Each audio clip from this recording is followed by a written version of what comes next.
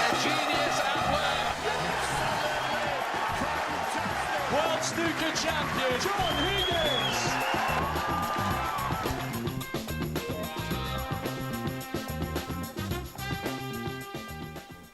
Good afternoon, welcome to our first instalment of today's Snooker Live on our YouTube page. To be honest with you, we're still catching our breath after those two amazing 10-9 finishes last night. Day 4 here at the Dafabelt World Snooker Championship, and things are really starting to bubble up nicely.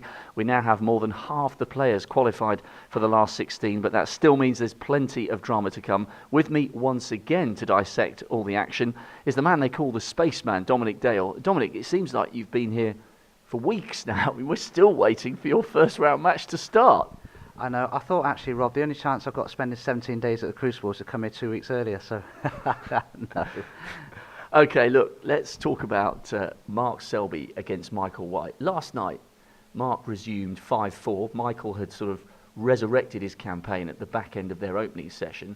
Then Mark Selby leaps to 8-4, but Michael did so well to come back into that match and take it all the way to 10-9. Yeah, he did himself a great deal of credit, Michael White, last night. It's just unfortunate he had a great chance himself to go 9-8 ahead to win 5 in a row, and he missed a pink off the spot, and he was very disappointed with himself. He just missed a couple of balls that he didn't expect him to miss, just because of the pressure and the enormity of the situation. And he did well, actually, to go from 9-8 down after losing that frame to get it back to a decider. But, I mean, poor old Mike, he never had a single shot in that decider. Mark Selby played a tremendous frame to win that match, and that will give him great confidence. Well, actually, it was interesting because I was reading online this morning that Michael White said he was impressed with how much bottle Mark Selby had in that decider. And that's something that Mark has shown time and time again. He's one of a small number of players who, if he's a long way behind in a match, can still never be counted out because he just doesn't seem to let the pressure of a big occasion get to him. Absolutely, Rob. What was most impressive, I mean, Mark Selby showed nothing of that type of form in earlier frames, and to do it like he did in the decider at 9-all was incredible. It's as though he sort of blanked out everything that had gone before, didn't carry any of the burden of the fact that he'd missed a lot of shots and made a lot of uncharacteristic mistakes for him into that final frame, and just played it as though it was the first frame of the match. Let's start again afresh, reset my thoughts, let's go for it, because most of the top players and champions in any sport are very aggressive when the pressure's on, and those are the champions. Well, he did come through the 10-9, and afterwards he had a chat with our man in the press room, Ivan Hershevitz. Mark, some match 10-9 in the end against Michael White. What are your emotions after that one? Relieved more than anything. I mean, if I'd have lost, I'd have more or less just had to hold my hands up and say well played to Michael, because other than a few pots that I should have got, I mean, overall it's probably the best I've played for a little while. I know I got to the final in ICAO, but consistency wise, when I got a chance in the balls, I more or less won the frame majority of the time. So overall I was happy with the way I played, but more relieved to get over the line in the end. And you must have been particularly pleased with the break you made in the last frame. Yeah, obviously it'd have been nice if I'd have made it off the long red. I potted a great long red to start the break off, and then broke down on 14, I think it was, and had to play safe. But luckily for me, I got a second chance and I managed to hold myself together. And just tell us about that quite bizarre moment in the 17th frame when you thought you had a free ball, but in fact you didn't. Yeah, I don't know what gone on there. I just froze for a minute and just my mind went blank for whatever reason, because he missed it. Something was telling me in my head that it was a free ball, so I thought Michael still needs the pink, so I'll put the pink safe and snooker him, and when I come to the table the rest call in a foul and I'm in the snooker, so hopefully I won't do it again. Ali Carter for you next. I seem to remember you beat him on the way to the final here in 2007, so you're looking forward to that one? Yeah, I mean, it should be a tough game. If I play like I did there in the balls, I mean, I've got every chance, so hopefully I can just cut out the silly mistakes like missing the odd easy ball here and there. But over 3 sessions now, obviously you sort of got to expect that, but I'm looking forward to it. And will you go home for a few days before that one? I don't think so. I think I'm going to stay here and just obviously relax, because I know that if I go home I'll probably just practice all the hours under the sun, so I'll probably just stay here for the next few days. I think I'll play again Thursday afternoon, so just have a couple of practices and just relax in Sheffield. Thanks, Mark. Well done. Well, Mark, pretty relaxed there talking to Ivan, and he's a fairly cool, calm customer. What do you make of that second round match against Ali Carter? I mean, Ali had a tough draw against the debutant Guo Dong and had to dig out a good 10-8 win, so they've both had to scrap in that first round.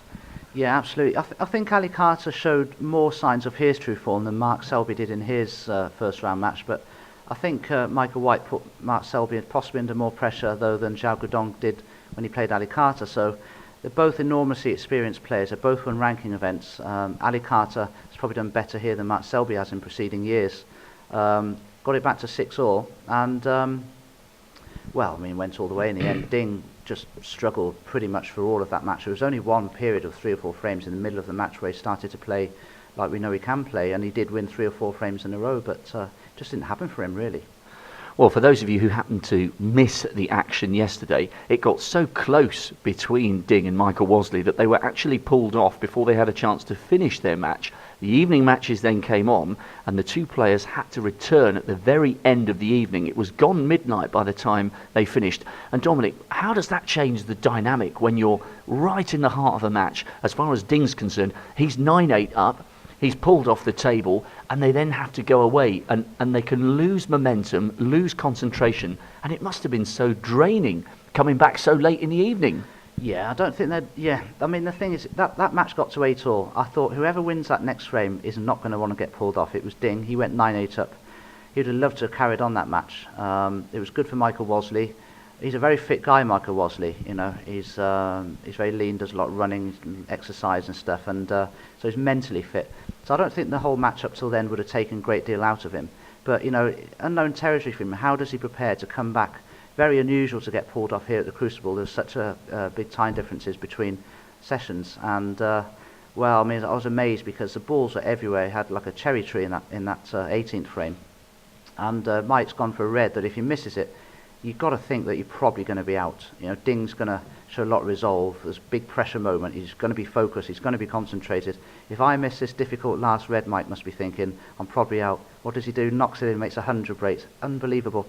And then in the last frame, I mean, he gets in straight away there. He's on 35, and we're all thinking, watching it in the Champions Lounge upstairs, thinking that, you know, how amazing is this, you know, to just turn up, roll in 2 big breaks. Thank you very much. You know, strictly private, no flowers. That's a job done. But finally, he made a mistake, and Ding did get back into that final frame. Just a shame it was decided in the end on a fluke. You know, that's always a pity for one player. Well, it was an amazing way to mark your Crucible debut. Ivan caught up with Big Wazza in the press room after the match.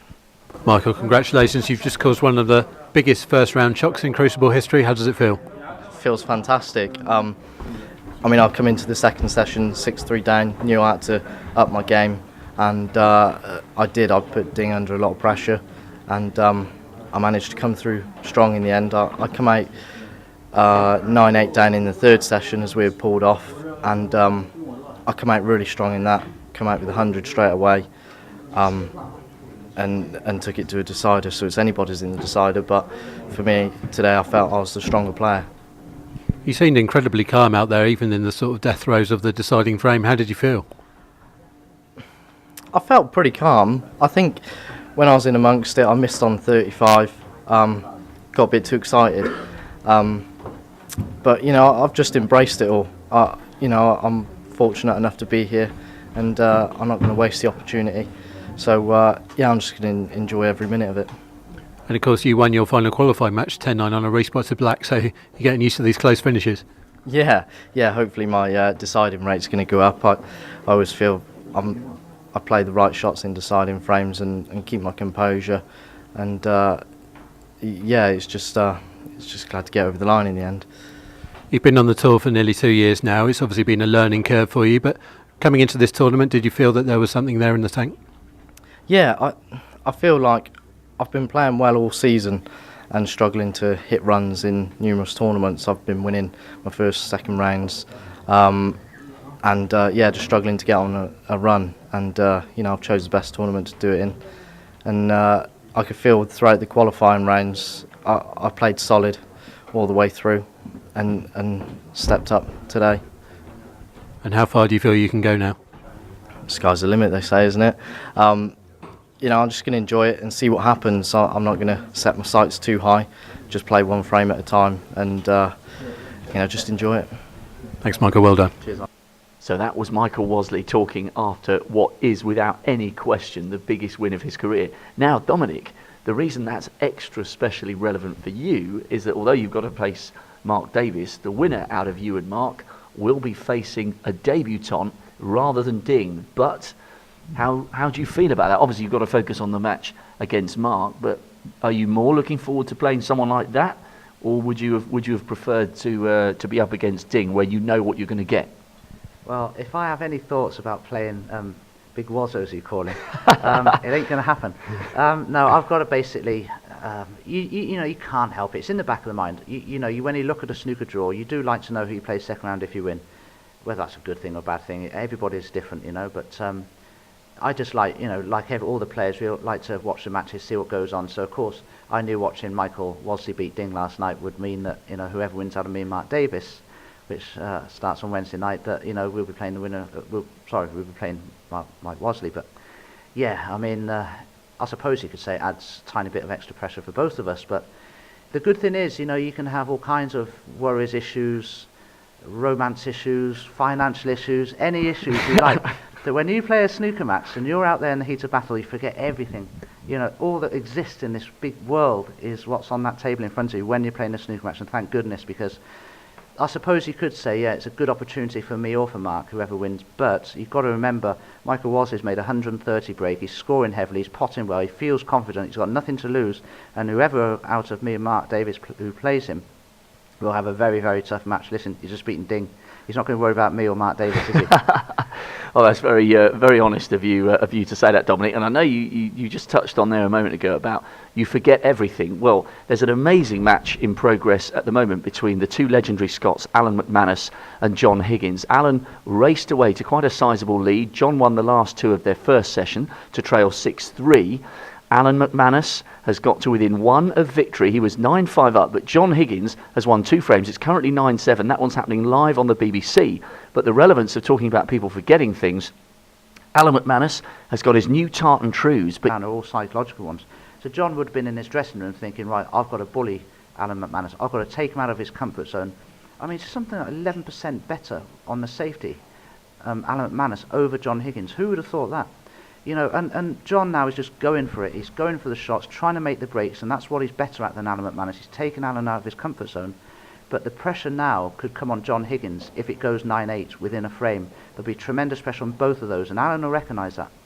Well, and let's not forget that John's come back from 9-5 down in none other than a UK Championship final against Mark Williams a couple of seasons ago. So if anybody can put Alan under pressure like that, it is John Higgins. And of course he was 7-2 down and 5-1 down earlier on in the match against Judd Trump in the final of the Shanghai Masters 2 or 3 years ago. So John knows how to not only come back against an opponent but go on from that and overtake them and win from there, which is another thing in itself. And well, could be marginal favourite now for me, John Higgins.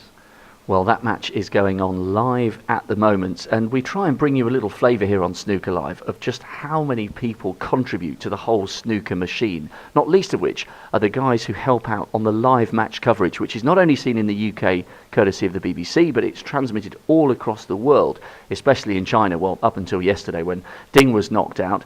And the guys who are responsible for the replays have a really sharp job to do. You might think that replays aren't that quick when it comes to snooker, but the speed with which certain players get down on the next shot means that the guys in the trucks who oversee the replays have to move pretty fast. Well, step this way. This is, as I've said already, where the magic happens. This is the director. He's very busy. He's declining an interview, which is understandable because he's juggling a multi-million-pound operation here with a lot of screens. But one man who will have a chat with us is Bryn.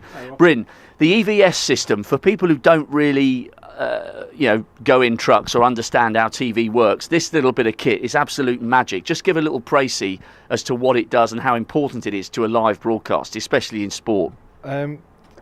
This is it's more or less the same as the kit that you'd have at home, like a hard disk recorder that you'd have underneath the telly for, like I'll say, a skybox. You can pause, rewind, live television. This is exactly the same, but it's got a big controller on the front. So what we can do is, if I show you something from yesterday, we can sort of go through clips, look at footage, and it's just a disc-based recorder. It's replaced a tape machine. Everything used to be on these big old tape machines, and we used to do action replays off these, and all the recordings used to be done off these, and now it's all on, it's a big box. This is just the controller for it. That's like your remote control from in front of the telly. And who Who are you taking your instructions from? Is it always the doc, or would it be the program editor in the next section of the truck? No, I work to Steve. This is the match operation of the truck. So everything that comes from here, we're working to table 2 today. So we have our own outgoing feed, which is the table 2 feed, which is us, and then the feed that you see on BBC 2 is a network feed, which is done from somewhere else. So we're self-contained. We are match 2 truck. Please welcome, first of all. And you're having to react very quickly to Steve's instruction, because the game, especially if you've got someone like an O'Sullivan or a Mark Allen who's really quickly back into the balls, if Steve wants to show something, you've got to be on it literally within a split second. It's very, very fast. The snooker, I work on football, rugby, I work on lots of different sports, and the snooker's much quicker in my role for queuing up replays than any of the other sports, yeah. And when you think properly back in the day, how on earth did they used to do this before digital technology came along? Because there used to be a thing, as I recall it, in radio, we used to do this thing called splice, where you would physically, when I was training as a radio journalist, you would physically have to cut the tape and stick it together with sellotape, but you couldn't do that for a live broadcast. No, we used to do everything off tape, and for the replays, a shot would get played onto tape, it'd be recorded onto tape, and we'd stop the tape, we'd rewind, and then we'd replay the tape slowly. What happened, especially in football, was if there was a chance at one end a corner that was deflected, you'd queue up for a replay. On the counter attack, they'd go and score. All the tapes are out of record. Thankfully, this has stopped all of that. Great. Well, I know you've got to concentrate, so thanks for that. We're live on the BBC fairly shortly, so we'll get out your way. Cheers, Bryn. Thanks, Jason. Good morning, ladies and gentlemen. Well, it's a pretty gloomy old Tuesday outside here in Sheffield, but it's going to be top-class snooker every step of the way right